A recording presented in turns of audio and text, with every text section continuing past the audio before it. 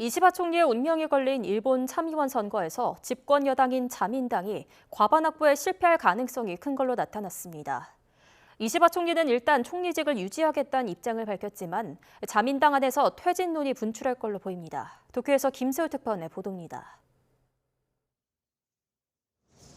일본 여당이 참의원 선거에서 사실상 참패하는 것으로 나타났습니다. 선거가 끝난 직후 발표된 NHK 출구 조사에서 자민당은 27석에서 41석, 연립여당인 공명당은 5석에서 12석을 얻는 데 그치는 것으로 나타났습니다. 참의원 과반을 유지하려면 50석 이상을 확보해야 하는데 자민 공명을 합쳐도 어렵습니다. 私が新人で当選させていただきましたのは、やはり自民党もですね、少し新しい風、新しい政治、これが求められているのではないかと、役に立てるような、しっかりとしたですね、政治家になれるように頑張ってまいりたいと思っています。 반면 야당은 기존 의석보다 늘 것으로 예측됐습니다. 특히 일본인 퍼스트를 외치며 외국인 규제를 노골적으로 강조한 참정당은 기존 한석에서 최대 22석까지 확보할 것으로 예상됐습니다.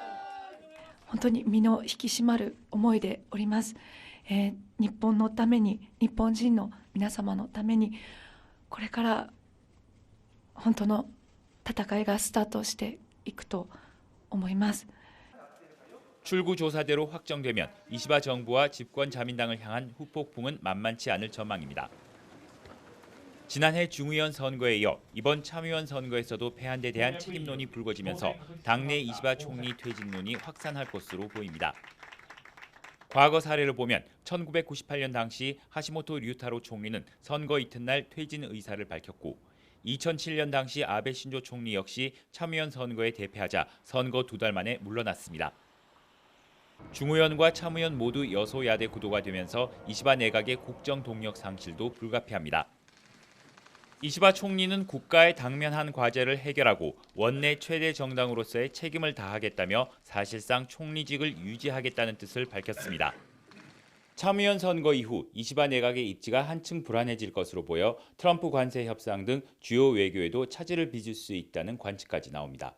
도쿄에서 YTN 김세호입니다.